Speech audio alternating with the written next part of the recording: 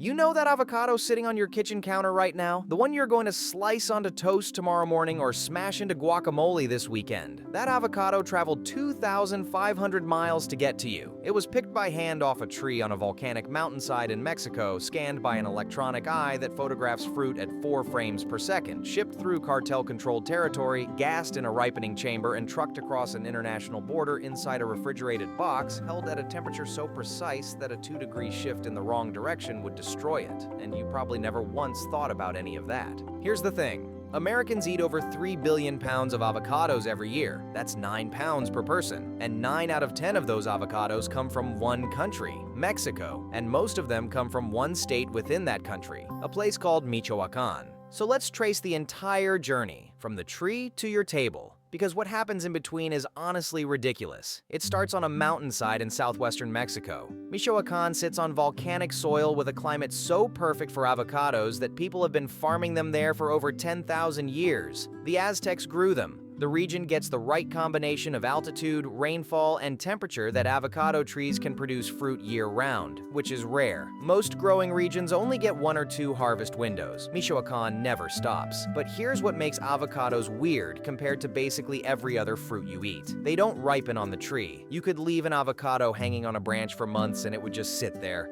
hard as a rock. It only starts ripening after you pick it, which means the entire supply chain for avocados is built around controlling a process that hasn't even started yet. So a farm worker in Michoacán reaches up, clips the avocado off the branch by hand, and places it into a bin. Every single avocado you've ever eaten was picked this way, by hand. There's no machine for this. The fruit bruises too easily for mechanical harvesting, so it's human hands or nothing. From the orchard, those bins travel a short distance to the packing house. And this is where things get intense. First, samples from every batch get sliced open and tasted. Literally tasted by a person. They're checking oil content and dry matter to make sure the fruit meets export standards. If it doesn't hit the right levels, that batch doesn't leave Mexico. The avocados that pass get washed and brushed until their natural wax shines through. Then they roll onto a conveyor belt moving at a speed of 25 avocados per second past an electronic eye, a machine with 3 cameras taking 4 photos per second of each fruit whizzing by. The camera catches skin imperfections, size differences, anything that would make a shopper in Chicago pick a different one. The avocados that pass the electronic eye get packed into 55-pound crates by hand. The ones that don't, they get turned into guacamole. Nothing wasted. Now the cold chain starts, and this is where your avocado's life gets really fragile. The packed crates go through a hydrocooler, basically a cold water bath that pulls all the residual field heat out of the fruit. From this moment forward, temperature is everything. The avocado needs to stay cold enough to prevent ripening, but not so cold that it gets damaged. Too warm, even by a few degrees, and it starts ripening in transit, which means it'll be brown mush by the time it reaches your store. Too cold, and you get what's called chilling injury. Gray marks in the flesh that make the fruit unsellable. The window is that tight.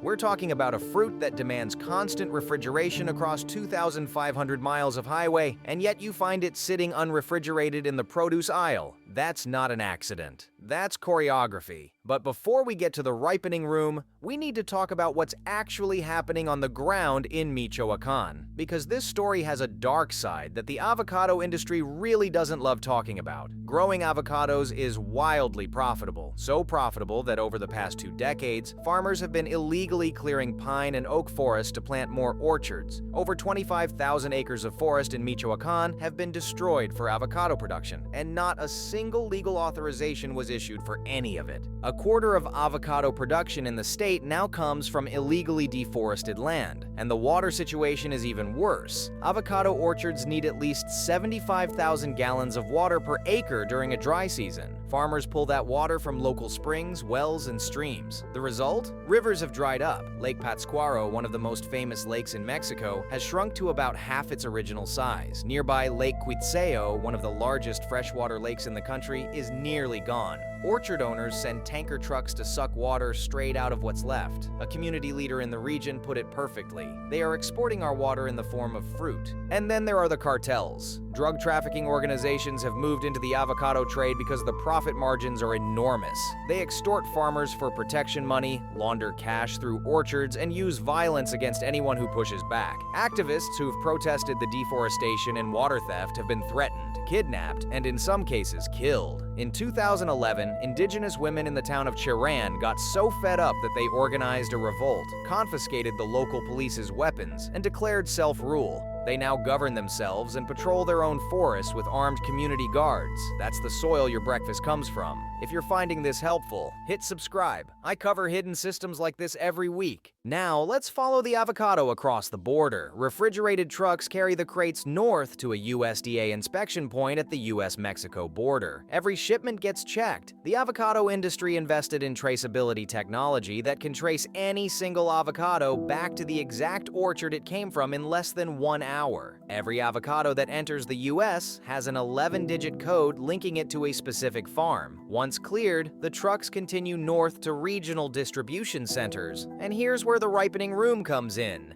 Remember, your avocado was picked hard as a rock. It hasn't started ripening yet. That process gets triggered artificially in what the industry calls a conditioning room, but which is basically a gas chamber. I'm not being dramatic. That's essentially what it is. The avocados get placed inside a sealed, temperature-controlled room held between 60 and 68 degrees Fahrenheit. Then, ethylene gas gets pumped in. Ethylene is a natural plant hormone that avocados produce on their own, but in these rooms, the concentration gets cranked up to between 10 and 100 parts per million to trigger ripening across the entire batch simultaneously. The room has to be vented at least twice a day because the avocados themselves are producing carbon dioxide as they ripen, and if CO2 levels exceed 1%, the ripening process goes haywire. Some fruit ripens, some doesn't, and the whole batch becomes unpredictable. Over 2 to 4 days inside this chamber, the avocado transforms. The flesh softens, the skin darkens from green to that deep purplish black. The fats and sugars shift into the creamy texture you're used to. And here's the crazy part. If the temperature goes above 77 degrees at any point during this process, ripening actually stops completely. It doesn't speed up, it stops. The biology just shuts down. Once the avocados hit the target firmness, the temperature drops to around 40 degrees to pause the ripening and buy a few more days of shelf life. From here, the avocados get loaded onto mixed refrigerated trucks because at this point in the supply chain, they're sharing truck space with other produce headed to the same grocery stores. At your local supermarket, the avocados come out of refrigeration and hit the produce display at room temperature. This is intentional. The store wants them to continue ripening on the shelf so that by the time you squeeze one and it gives just a little bit, you take it home and now it's on your counter. Think about what it took to get there. Volcanic soil in Mexico, hand-picking by farm workers, electronic eyes scanning at 25 per second, a cold chain held within a few degrees across 2,500 miles, a gas chamber pumping ethylene, a USDA checkpoint, a ripening window of 2 to 4 days, multiple truck transfers, and a grocery store display calibrated to catch it at exactly the right moment, all for a fruit you'll eat in about 48 hours before it turns brown. That's the hidden grid. That's what's running underneath the things you never think about. If this changed how you see avocados, subscribe, because every single thing you interact with every day has a story like this one. The video on screen right now goes even deeper into another one. Click it.